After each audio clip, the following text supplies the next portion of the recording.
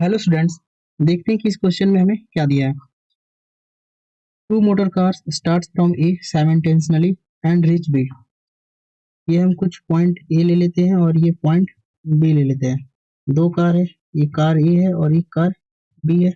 यहाँ simultaneously start कर रहा है यहाँ से और बी तक जा रहा है। टाइम कितना लग रहा है बी तक जाने में? वो टाइम दे दिया है 2 आवर्स का। The first car travel half the distance at a speed of v1 equals to 30 and other half at 60 kilometre per our.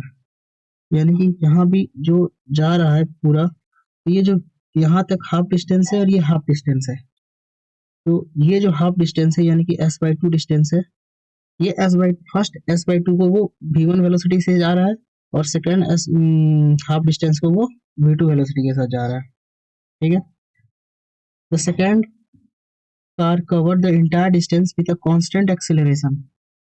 और जो सेकेंड कार है वो इंटायर डिस्टेंस को कांस्टेंट एक्सेलरेशन के साथ जो है वो ट्रेवल किया है। Constant acceleration at what instant of a time where the speed of both the vehicles same। हमें बताना है कि किस टाइम में दोनों व्हीकल्स का स्पीड सेम होगा। और उसके बाद क्या पूछा है, will one of them overtake the other in route. तो देखते हैं क्या होता है। तो सबसे पहले क्या करना है, यहाँ s/2 में जो है वो v1 स्पीड से जा रहा है और ये फिर अनदर s/2 में जो है वो v2 से जा रहा है। ठीक है। सपोज दैट यहाँ जो टाइम लगा वो टाइम t1 लगा और यहाँ जो टाइम लगा वो टाइम जो है वो t2 लगा इसे। ठीक है। तो यहाँ से मेरे पास दो इक्वेशन आ जाएंगे। क्या क्या आ जाएंगे? 30t1 equals to s/2। 30t1 कैसे हो गया? स्पीड इक्वल्स टू क्या होता है, डिस्टेंस बाय टाइम। तो यहाँ distance equals to speed into time लिखे हैं। ये इक्वेशन 1 लेते हैं। सेकेंड क्या हो जाएगा, 60। अनदर जो हाफ है वो क्या से जा रहा है, 60 से जा रहा है। टाइम कितना लगेगा, 2 आवर्स माइनस t1 और इक्वल्स टू क्या हो जाएगा, s/2। यहाँ लिख देते हैं कि ये t2 जो है वो किसके इक्वल है, 2 माइनस t1 के। ठीक है। अब इस दोनों इक्वेशन को हम सॉल्व करते हैं, 1 एंड 2। तो 1 एंड 2 में हम अब s/2 इक्वेट कर देंगे तो क्या आ जाएगा, लिखते हैं फ्रॉम 1 एंड 2 क्या हो जाएगा, t1 equals to 60 2 minus t1, ये आ जाएगा। अब यहाँ से क्या आ जाएगा, 30t1 equals to 120 minus 60t1 और यहाँ से t1 इक्वल्स टू 120/90, ये आ जा रहा है। इसको हम क्या लिख सकते हैं, 4/3 आवर। यानी कि t1 का वैल्यू मेरे पास क्या आ गया, 4/3 आवर। s/2 फाइंड कर लेते हैं कि s/2 क्या होगा। तो s/2 जो है वो क्या लिखे थे इस इक्वेशन से, ये इक्वेशन जो है उससे क्या हो जाएगा, s/2 जो है वो इक्वल हो जाएगा 30t1 के। यानी कि वो इक्वल हो जाएगा 30 इंटू 4/3, यही होगा। यानी कि s को हम क्या लिख सकते हैं, यहाँ से s जो है वो आ गया क्या, s मेरे पास आ गया 80 किलोमीटर, ये आ गया s, ये इस इक्वेशन से आया। तो ये हो गया a का। अब b में आते हैं। b क्या कह रहा है कि इंटायर अपने डिस्टेंस जो है वो कांस्टेंट एक्सेलरेशन से गया है। ठीक है। इनिशियली जो है वो स्टार्ट किया था एक साथ, फाइनली वो कांस्टेंट एक्सेलरेशन गया होगा, कुछ फाइनल वेलोसिटी आया होगा उसका। तो मेरे पास क्या है, s equals to ut plus half 80 square. अब s क्या है, पूरा डिस्टेंस 80 आया है, तो v भी तो सेम डिस्टेंस ट्रेवल किया है 80, तो 80 से लिख देंगे। इनिशियली जो है वो v 0 था, ठीक है, फाइनली, और वो कुछ a एक्सेलरेशन से ट्रेवल कर रहा है और टाइम कितना लगा, 2 आवर्स लगा। 2 का स्क्वायर, यहाँ से एक्सेलरेशन फाइंड हो जाएगा a का, a इक्वल्स टू 80/2 और ये कितना हो जाएगा 40 किलोमीटर पर आवर स्क्वायर, ये आ जाएगा।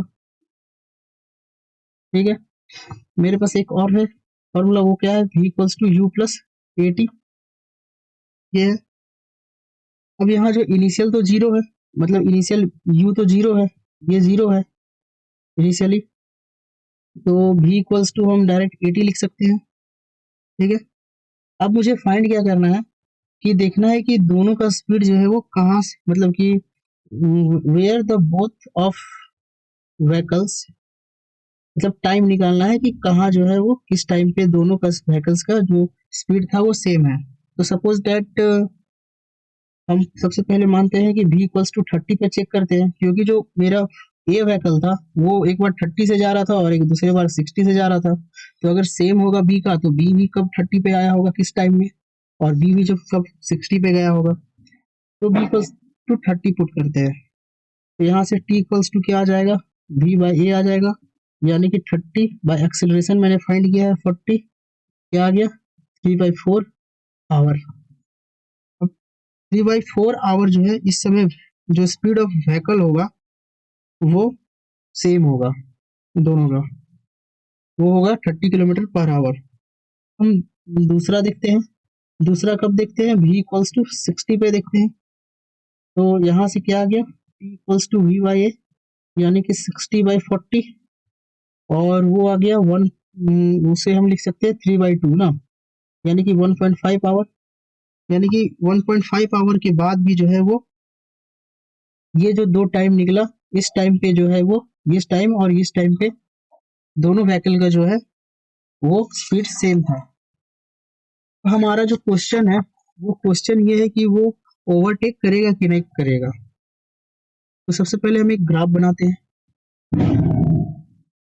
ग्राफ कैसे बनाए, तो ये है, ये हमारा एक्सेस है, और यहाँ हम दो पॉइंट लेंगे, एक ये और एक ये जो है ये टाइम कब बता रहा है, t इक्वल्स टू 4/3 बता रहा है, और ये t इक्वल्स टू 2 आवर्स बता रहा है, ये 4/3 आवर है। तो जो फर्स्ट व्हीकल है वो किस तरह ट्रेवल किया इसमें, पहले वो 30 से गया, ठीक है, पहले वो 30 से गया, उसके बाद वो 60 से गया, यानी कि कुछ स्लोप और इंक्रीज कर गया। ये तो फर्स्ट का था, ये जो मैंने बताया ये फर्स्ट व्हीकल के लिए था, फर्स्ट व्हीकल के लिए। सेकेंड व्हीकल के लिए क्या करेंगे, और सेकेंड व्हीकल मुझे पता है s equals to you t plus half a t square होता है। ठीक है, यहाँ u तो जीरो है, ये जीरो है, तो ये क्या हो जाएगा, S equals to half a t square. और ये जो इक्वेशन है ये किसका इक्वेशन है, पैराबोला, ये पैराबोला का इक्वेशन है। अब मुझे ये बताना है कि ये जो b है वो a को ओवरटेक करेगा क्या, पूरे जो भी ये डिस्टेंस ट्रेवल किया पूरे डिस्टेंस में, पूरे अपने रास्ते में, क्या वो ओवरटेक कर देगा। तो हम देखते हैं कि इस पॉइंट पे जो है, इस पॉइंट पे जो है वो क्या होता है, दोनों का डिस्टेंस कितना ट्रेवल कर रहा है। ये जो मेरा ग्राफ बना है वो क्या है, एस वर्सेस टी का ग्राफ है। तो हम देखते हैं कि इस पॉइंट में जो है वो कितना डिस्टेंस ट्रेवल कर रहा है। अगर बी जो है वो ए से ज्यादा कर लेगा तो वो ओवरटेक कर जाएगा, अगर नहीं करेगा तो वो ओवरटेक नहीं करेगा। ठीक है, तो सबसे पहले हम ए के लिए निकालते हैं, फर्स्ट के लिए निकालते हैं। तो फर्स्ट के लिए क्या आ जाएगा, S equals to you T आ जाएगा, यानी कि 30 इंटू 4/3 इक्वल्स टू 40 किलोमीटर। वो फर्स्ट वाला जो है वो 40 किलोमीटर ट्रेवल किया। अगर हम सेकेंड का बात करें तो सेकेंड क्या हो जाएगा, S equals to half a t square, और ये क्या हो जाएगा, half into 40 into 16/9, t square है, टी स्क्वायर 4/3 था तो 16/9 हो गया। तो यहाँ से क्या आ गया, ये जो एस है वो कितना आ गया, 35.5, ये आ जाएगा 35.5 किलोमीटर।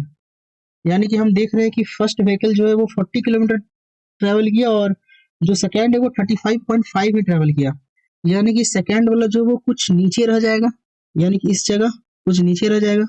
यानी कि अगर हम जब सेकेंड का ग्राफ बनाएंगे तो सेकंड का ग्राफ जो है वो कैसा आ जाएगा, इस पॉइंट पे कुछ इस तरह से जाएगा, और ये जो पैराबोला है कुछ इस तरह से आएगा पैराबोला। ये जो है वो कुछ डिस्टेंस पे रह जाएगा, यहाँ गैप रह जाएगा, कुछ कुछ का गैप रह जाएगा।